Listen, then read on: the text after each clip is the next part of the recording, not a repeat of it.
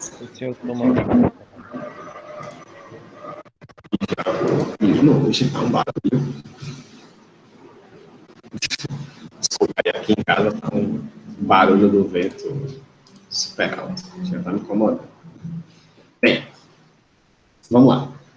Na aula passada a gente iniciou esse tópico, né, os efeitos relativísticos. A gente falou sobre a teoria da relatividade e aí a gente viu, deixa eu avançar aqui só para relembrar uma partezinha importante, que para que fizesse sentido o eletromagnetismo e o princípio da relatividade e a não existência do éter, tudo isso junto, fizesse sentido, foi necessário considerar que o princípio da relatividade, de que as leis físicas são iguais em todos os referenciais, ele era verdadeiro, mas que as transformações de um referencial para outro, que foram propostas por Galileu, estavam erradas. E aí, aqui, nós temos as transformações de Lorentz, que foram o que corrigiu, basicamente, o que tinha de errado nas transformações de Galileu. Né? A transformação aqui para o x, ela tem um fatorzinho gama, multiplicado na frente, em relação à transformação de Galileu, e esse gama é esse fator de Lorentz, que aparece aqui, ó, é um número que ele é muito próximo de 1 para a maioria das velocidades que a gente está acostumado no dia a dia, e por conta disso ele não causa quase que efeito nenhum. Você não vê os efeitos da relatividade nas velocidades corriqueiras de locomoção no dia a dia. Então, não precisa usar a velocidade para fazer a velocidade relativa entre dois carros numa estrada, por exemplo. A diferença de velocidades entre os referenciais é muito pequena, para dar para notar. E a outra coisa foi que, diferente do que Galileu previa, né, o tempo em dois referenciais diferentes corre de maneiras diferentes, não é exatamente igual. Tem esse fatorzinho gama multiplicando aqui na frente, e ainda tem um termo que envolve o produto da velocidade com que o objeto se locomove pela posição em que ele está. Então, o tempo varia de acordo com o referencial, de acordo com onde você está no referencial, e de acordo com que velocidade você se locomove em relação a outro referencial. O tempo é muito, muito relativo, depende de muita coisa, não é absoluto como Galileu tinha previsto e como Newton considerou em todos os trabalhos dele, né? Aí a gente entrou nos efeitos relativísticos e foi onde a aula acabou, aqui na aula passada, né? Inclusive está até aqui marcado qual seria o dia e horário da aula, né? O que é que a gente viu? Eu fiz o seguinte, né, nesse probleminha aqui, eu medi o tamanho de um certo objeto. E como é que eu medi o tamanho desse objeto? Bem, qualquer medição de comprimento, basicamente o que você faz, você bota uma régua na frente do objeto e olha onde é que acaba e onde é que ele termina, né? Desculpa, onde é que ele começa e onde é que ele termina. E aí, a posição que começa e termina na sua régua, a diferença entre elas dá o tamanho do objeto. A mesma coisa eu fiz aqui, só que eu fiz em dois referenciais diferentes. Um, eu fiz no referencial em que a partícula... em que o objeto estava se movendo com uma certa velocidade v. E no outro, eu coloquei um referencial que se movia com a mesma velocidade. Então, no primeiro referencial, é como se eu tivesse paradinho aqui, o objeto passasse na minha frente, e eu boto a régua na frente dele quando ele passa, e eu tento fazer a leitura das duas posições. Posso fazer essa leitura, por exemplo, quando ele estiver passando, eu tiro uma foto. Eu tiro uma foto e aí olho depois na foto. Olha, a ponta final dele aqui estava no 5 e a inicial aqui estava no 15. Então, qual é o tamanho dele? 15 menos 5. Digo que o tamanho dele é 10 centímetros, por exemplo. Para o caso do referencial que se move junto com o objeto, é como se o objeto estava passando aqui na frente, eu grudei a régua em cima do objeto e olhei para a régua, né, para o tamanho que estava sendo medido na régua. Eu não deixei o objeto passar, tirei uma foto e medi. Eu botei a régua para se mover junto com ele. Se isso acontecer, como os dois referenciais se movem um em relação ao outro, então as posições x1 e x2 nos dois referenciais é diferente. No referencial que se move, né, x2 linha, x1 linha, a gente segue a transformação de Galileu, né? A gente viu, desculpa, de Galileu não, de Lorentz. A gente viu agora há pouco, né? Só para relembrar que x' é igual a gama vezes x menos vt. Né? V é a velocidade relativa entre os referenciais. Então, substituir aqui para o x2, isso aqui é o x2', x2', isso aqui é o x1'. E aí eu fiz a mesma continha, né? Como é que eu faço para saber o tamanho de um objeto quando eu medir numa régua? Eu pego o maior dos comprimentos e diminuo do menor, né? O maior número marcado e subtraio o menor para saber qual é o tamanho. Foi o que eu fiz aqui. Diminuir o maior do menor e eu obtive, ó, esse L0 aqui, ó, é o comprimento quando eu meço no referencial em que o objeto está parado, é quando eu boto a régua para se mover junto com ele. Esse comprimento é gama vezes x2 menos x1, e esse x2 menos x1 é o comprimento que eu meço quando ele está andando. Né? Quando eu deixo o objeto andar, mantenho uma régua parada, o objeto passa na frente da régua, tiro uma foto e meço o tamanho dele. Esses dois tamanhos não são iguais. Não são iguais, e o L0, como ele é gama multiplicado por L, e gama é um número maior do que 1, ele pode ser igual, né? Quando a velocidade de locomoção é zero, mas em geral ele é um número maior do que 1, então esse L0 é maior. Então, se você medir o tamanho de um objeto como ele parado, ele vai ser maior do que se você fizer a mesma medição com ele em movimento. E isso é o efeito relativístico que a gente chama de contração do espaço. Quando os objetos se movem, os comprimentos ficam menores. Ou, quando eles estão parados, os seus comprimentos são maiores, tá bom? Esse L0zinho aqui, que é o que eu meço com ele parado, né, com a régua e o objeto estão parados, é chamado comprimento próprio. Uma coisa muito parecida vai acontecer com o tempo. Né? Se eu fizer uma medida de intervalo de tempo no referencial parado e fizer a mesma medida no referencial em movimento, eu vou encontrar diferenças, né? Por exemplo, como é que eu meço o intervalo de tempo em geral, né? Do mesmo jeito que eu faço com a régua, né? Em geral, o que eu faço para saber, se eu olho para o meu relógio num certo momento e são 10 horas e 13 minutos, daqui a um certo tempo, e eu olho de novo e são 10 horas e 20 minutos, como é que eu sei quanto tempo se passou? Eu faço 10 horas e 20 minutos menos 10 horas e 13 minutos. Passaram 7 minutos. Eu sempre tiro, faço um instante de tempo maior menos o instante de tempo menor. Essa regra continua sendo válida se o referencial estiver em movimento. Nesse caso aqui, eu estou pensando num referencial parado e o relógio está parado junto com o referencial. Se eu faço essa medição no referencial em movimento, aí eu já tenho que levar em conta que tem a transformação do tempo, né? T' é gama vezes T menos Vx sobre C quadrado. X quadrado. Pronto. Então, tá aqui. Como é que o tempo se relaciona nos dois? Aí eu vou lá e digo, tá, no referencial que se move junto com o relógio, T2' menos T1' vai ser T2', isso aqui é o T1'. Fiz a transformação. No que eu faço a transformação, e aí vejam, né, se eu estou medindo um referencial que se move junto com o relógio, ele está sempre na mesma posição, né? Então, esse x' aqui não mudou, ele é igual nos dois mesmo. E quando eu faço a subtração, dá o seguinte, ΔT0, né, que é o que eu medi quando o relógio está parado no referencial, é igual a gama ΔT. Então, o intervalo de tempo medido no tempo próprio é maior do que o intervalo de tempo medido no referencial que se move, né? E aí, nesse sentido, né, o tempo no referencial que se move ser maior do que no referencial que está em repouso, a gente vai dizer que o tempo se dilata, o tempo fica maior. Quanto mais rápido você se move, mais devagar o tempo passa para você, né? Então, quer viver muito, ande muito, né? Com mais velocidade, mais tempo o tempo dura para você, né? Então, esse ΔT0 aqui também é conhecido como tempo próprio. Toda medição que é feita no referencial em que o objeto ou o aparelho de medida está em movimento é chamado próprio, né? Então, o tempo próprio é o tempo no referencial que se move junto com o objeto. Então, é no referencial em que o objeto está parado. E o comprimento próprio no referencial, também é o comprimento medido no referencial que se move junto com o objeto. Então, nesse referencial, o objeto está parado. Tá bom? Esse é o referencial próprio dele, né? É o referencial dele. Eu olho para ele mesmo na hora de definir o referencial. Então, primeiro efeito relativístico. Os comprimentos se contraem quando se movimenta, e o segundo o tempo se dilata.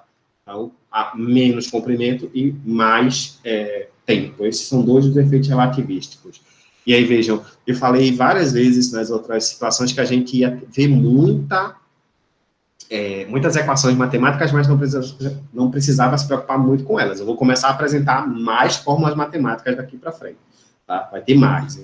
E aí, não se assustem com isso. Vocês não vão precisar saber elas. O importante é ter noção do que é que modifica, o que é que mudou na física. A primeira coisa que a gente viu, consequências para o espaço o espaço ele pode se contrair, então ele não é absoluto. Segunda consequência, o tempo pode se dilatar, então ele também não é absoluto. Uma outra coisa que muda na relatividade de Einstein é a composição de velocidades. Né? Se você tem um referencial qualquer e tem uma partícula se movendo com velocidade v pequeno, e em outro referencial que se move em relação a esse primeiro aqui, o referencial se move em relação a ele com uma velocidade v grande, então a velocidade desta partículazinha aqui, ó, essa velocidade aqui em relação ao referencial azul, referencial que está em movimento, é simplesmente pegar o v', que é a velocidade nesse referencial, somado com o v grande, vai dar o referencial, a velocidade do referencial parado. Ou então, v' igual a v pequeno menos v grande. Tá bom? Eu ouvi um barulhinho, parece que alguém está pedindo para entrar. Deixa eu entrar. Botando aqui. E aí?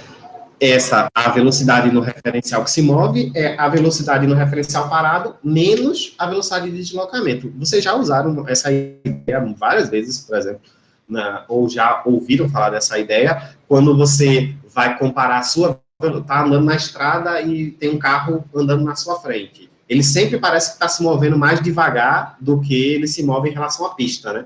Porque a velocidade que você está enxergando é essa velocidade v' aqui, ó.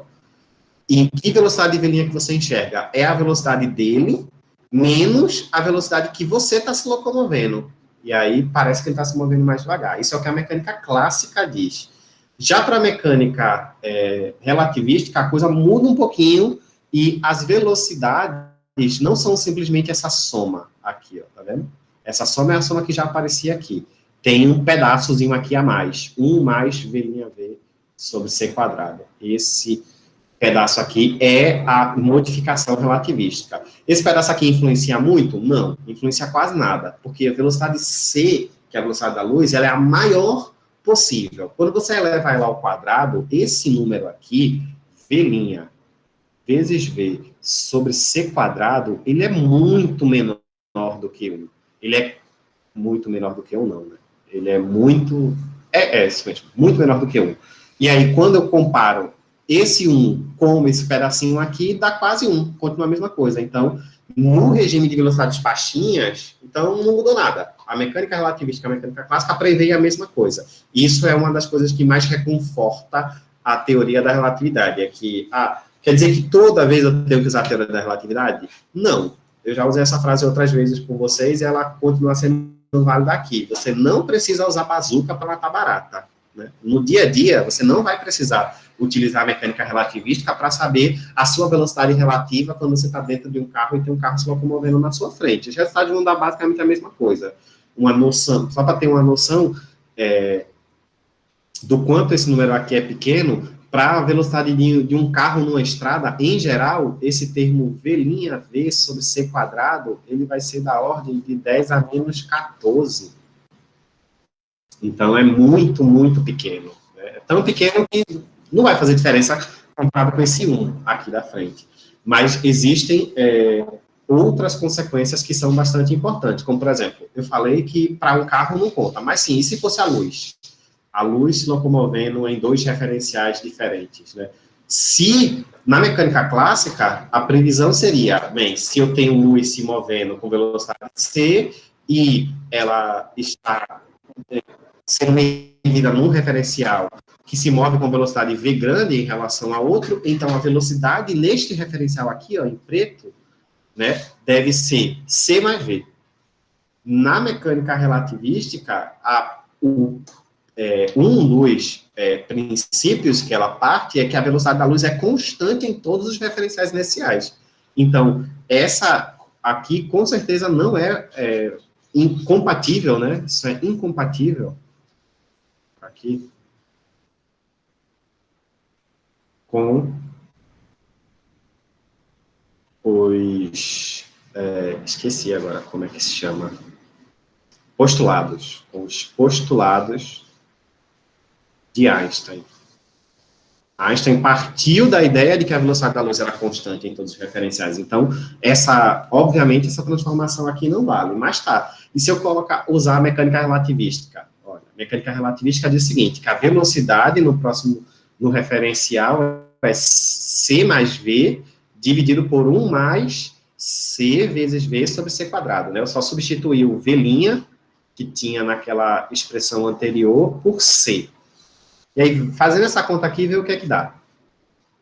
Se eu tenho c mais v, c sobre v ao quadrado, isso aqui, eu acho que aqui do lado vai aparecer alguma coisa escrita. Desculpa, eu vou escrever aqui. C mais v sobre 1 mais c dividido por c ao quadrado, só você embaixo, né? Então, vou botar aqui, v sobre c. Isso é igual a c mais v, tirar o mínimo múltiplo comum aqui, vai ficar c mais v sobre c.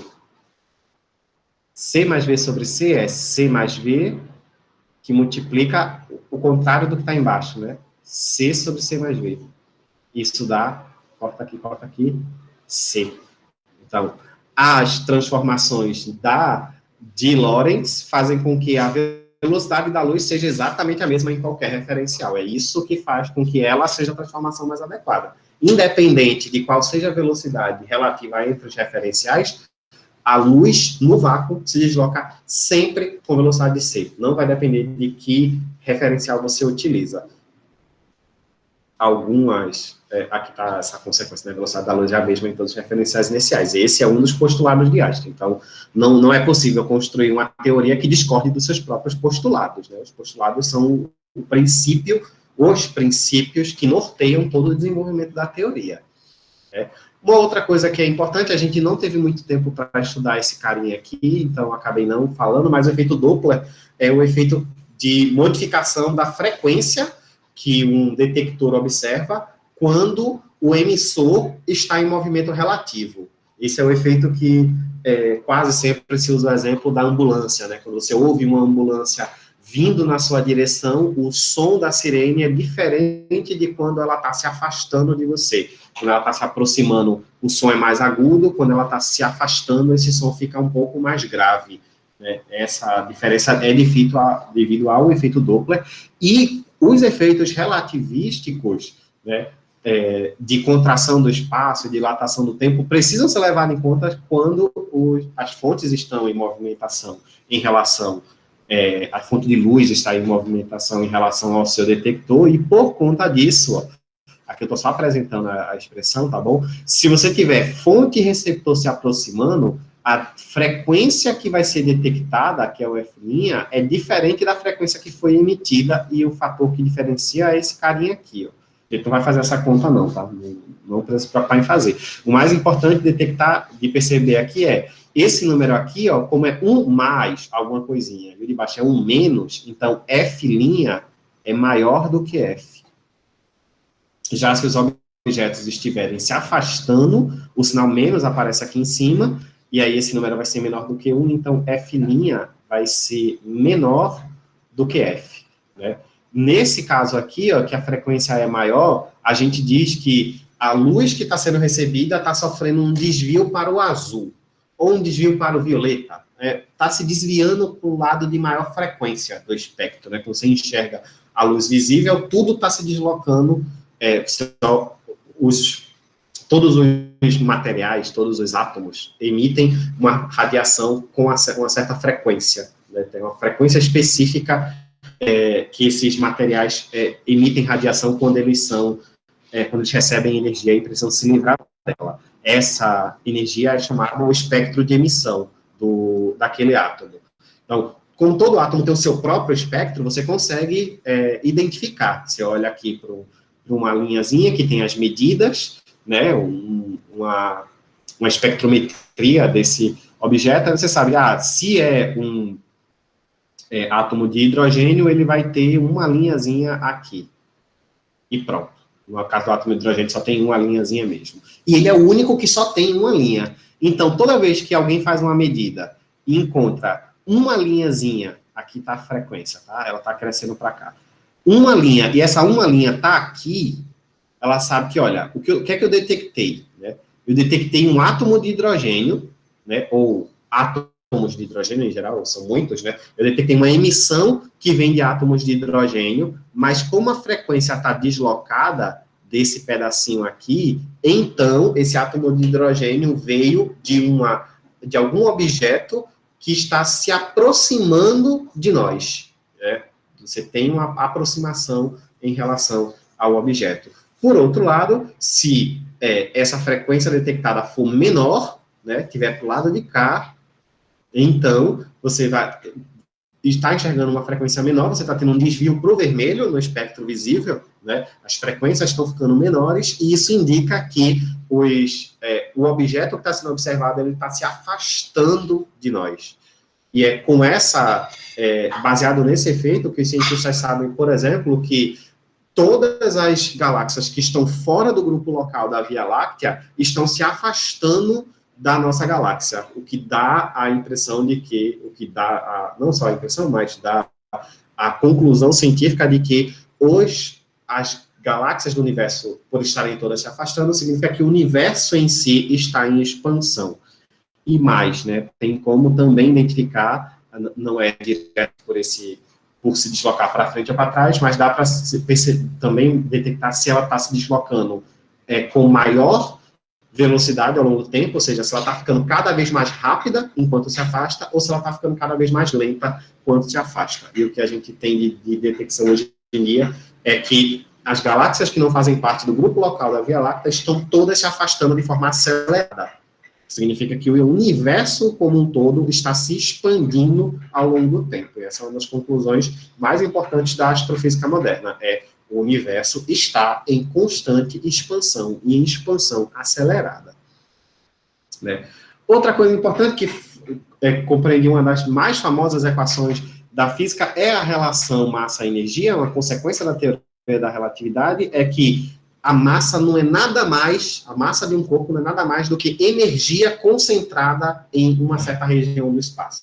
Então, se você tem uma concentração alta de energia numa certa região, essa energia se transforma em matéria, se transforma em massa. Então, massa e energia são duas faces da mesma moeda. E a conversão entre essas duas grandezas, a energia e a massa, é dada por essa expressão aqui, né? Energia igual a gama mc quadrado. Alguns de vocês podem dizer, professor, mas eu lembro de só ver assim, energia igual a massa vezes velocidade da luz ao quadrado, é igual a mc ao quadrado. Inclusive, eu tenho um quadrinho que usa essa equação desse jeito, né? O que tem de diferente dessa equação para essa? É que neste caso aqui, ó, eu estou deixando explícito o fator de Lorentz, ele está aqui do lado de fora visível, enquanto que nessa expressão aqui, o fator de Lorentz foi embutido dentro da massa m. Então, na verdade, esse m aqui, ó, ele é uma função do gama, não é só um valor fixado. Então, a nossa massa, ela é uma função da velocidade com que a gente se locomove. E quanto mais rápido a gente se locomove, maior a massa é. Aí lembra aquela história que eu acabei brincando agora há pouco? Se mova mais que você vive mais. Só que se você se move mais, você fica mais gordo, de acordo com a teoria da relatividade. Porque quanto mais velocidade, mais massa você tem. As pessoas ganham massa ao se locomover com uma certa velocidade. Né? Esse fator gama que aparece aqui, ó, ele é 1 menos v quadrado sobre c quadrado, é o mesmo fator gama que aparece lá na transformação de Lorentz, né? Essa energia aqui é a energia total do corpo, essa velocidade v aqui é a velocidade de locomoção do corpo, e essa expressão aqui já foi verificada, infelizmente já foi sim, de uma maneira muito cruel, né? É usando essa equação que se constrói a potência, se identifica qual a quantidade de energia liberada por uma bomba atômica. Uma bomba atômica nada mais é do que pegar uma certa quantidade de massa e transformar de forma muito rápida toda essa massa em energia. e essa liberação repentina de energia causa uma explosão gigante, e essa é a base do funcionamento de qualquer bomba atômica, é converter massa em energia de forma abrupta e de forma muito intensa.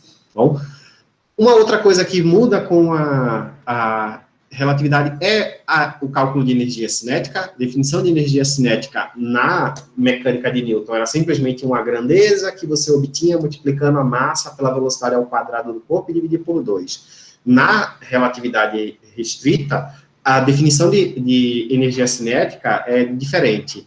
A energia cinética de um corpo, ela é a energia total de um corpo menos a energia em repouso. Isso aqui é a energia total, que leva em conta o fato dele estar em movimento, menos a energia de repouso. E essa energia é a que você obtém quando ele está parado, né? Lembra que eu tinha dito que gama é um fato que quando V é igual a 0, vale 1? Então tá aqui, ó. O 1 tá aqui na frente ainda. É o gama para a velocidade 0. Isso é a forma de calcular a energia cinética em relatividade. Não tem uma fórmula fechada como a gente tem. Quer dizer, é uma fórmula fechada aqui, né? Mas a definição dela não é simplesmente uma fórmula. A energia cinética é a energia total menos a energia quando está parado, energia de repouso, né? E essa é a maneira de escrever, ó. A energia cinética é mc², que é a energia total, vezes esse fatorzinho aqui, ó. Quando a velocidade é muito pequena, né?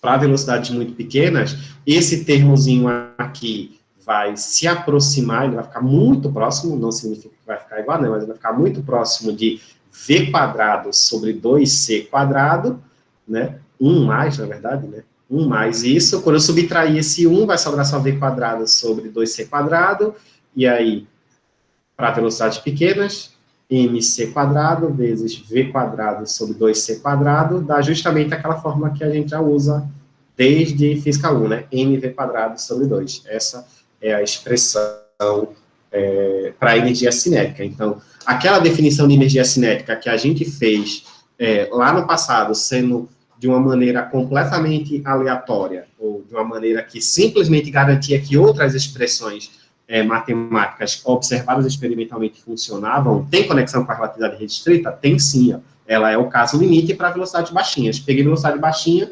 essa equação aqui, que é a equação exata, ela é muito próxima do valor aproximado que a gente usa na mecânica clássica. Bom, também tem a quantidade de movimento relativística, que muda completamente, e a correção aqui é bem simples, né? O movimento, a quantidade de movimento na mecânica clássica era simplesmente massa vezes velocidade. Como a massa depende da velocidade agora, então eu coloco aqui o fator gama na frente, isso já ajusta tudo, né? Coloco o P na frente, coloco o gama, desculpa, na frente do P, e eu continuo tendo que a quantidade de movimento é massa vezes velocidade. Né? Como está aqui, né? Se P igual a massa vezes velocidade. O que isso aqui é importante? Por que esse fator gama aqui é importante? Lá na Física 1, vocês foram apresentados ao princípio da conservação da quantidade de movimento, e ele é responsável por grande parte das consequências que a gente usa para o estudo balístico, o estudo de aqueles probleminhas que vocês estudaram de bola de bilhar, provavelmente várias vezes, de uma bola que bate na outra, e uma sai com velocidade tal, outra sai com outra velocidade. Esse princípio de conservação da quantidade de movimento, para a mecânica relativística, ele não funciona se você usar essa expressão aqui, ó. E a gente quer garantir que as leis da física continuem sendo todas iguais. Então, o princípio da conservação da quantidade de movimento, ele tinha que ser preservado. Mas como é que ele é preservado? Simplesmente multiplicando por esse gama aqui na frente, na hora de calcular a quantidade de movimento. Para velocidades muito baixas, isso não afeta em nada, mas para velocidades relativísticas, né, para quando você está tratando de movimentos relativísticos, movimentos balísticos relativísticos, aí sim esse gama aqui é muito importante, ele garante que o princípio de conservação da quantidade de movimento continua. Bom, por fim, a relação entre momento e energia, né? Na mecânica clássica, a relação entre momento e energia era dada por essa expressão, P² sobre 2M. Né? Chega nela, é só lembrar, né? Energia cinética é mv² sobre 2, e o momento é massa vezes velocidade. Então, se eu vim aqui isolar essa velocidade, né, P sobre M, jogar lá em cima, aí fica M sobre 2 vezes V quadrado, que é P quadrado sobre M quadrado, corto um M aqui, sobra P quadrado sobre 2M. Né? Essa é a relação clássica entre energia e momento. Na mecânica relativística, olha como o negócio fica diferente, nem tem uma fórmula linear, a fórmula é quadrática.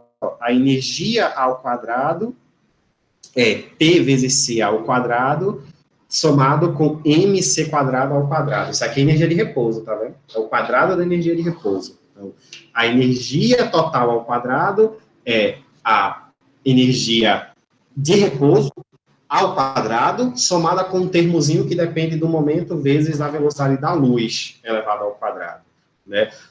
Se você quiser achar a relação entre massa e energia para a luz, que é uma partícula mais que possui massa igual a zero, então essa relação vai cortar esse termo, vai ficar só igual a P vezes C. A energia é momento vezes a velocidade da luz. E aí, o que é que esse bando de equações aqui traz para a gente? Né? Isso acho que talvez seja o mais importante, é que a mecânica relativística, ela é diferente, matematicamente falando, da mecânica clássica, é diferente do que vocês estudaram no primeiro ano, na Física 1, mas toda vez que você estiver tratando de velocidades que são muito menores do que a velocidade da luz, tudo que a mecânica relativística prevê é igualzinho ao que a mecânica clássica prevê. Então, não precisa se preocupar em, você quer dizer, então, que se eu quiser fazer a conta certinha, eu sou obrigado a usar a mecânica relativística? Depende do que você considera certinho, mas, em geral, é não a resposta. Porque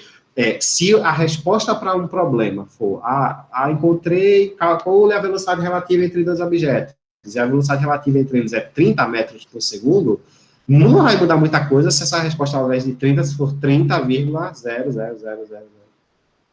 Aqui, a porrada de zeros que tem de diferente, 1 metros por segundo. Esse número e esse número são iguais em termos experimentais. Dificilmente a gente vai conseguir ter um aparelho de medida que identifique essa diferença entre as duas velocidades, a velocidade medida pela mecânica clássica e a velocidade medida pela mecânica relativística, tá bom? Então, isso era o conteúdo que eu tinha para falar com vocês de relatividade. Espero que não tenha deixado vocês com a cabeça doendo muito, porque relatividade é uma coisa super interessante, mas tem que estar com a cabeça bem fresquinha na hora para não se perder no meio de todas essas equações, tá bom? Se vocês tiverem alguma dúvida, fiquem à vontade, eu vou encerrar a gravação, e se não tiver, a gente encerra essa aula por hoje. Né? Falei que eu precisava de bastante tempo a mais, 40 minutos a mais para conseguir terminar o conteúdo.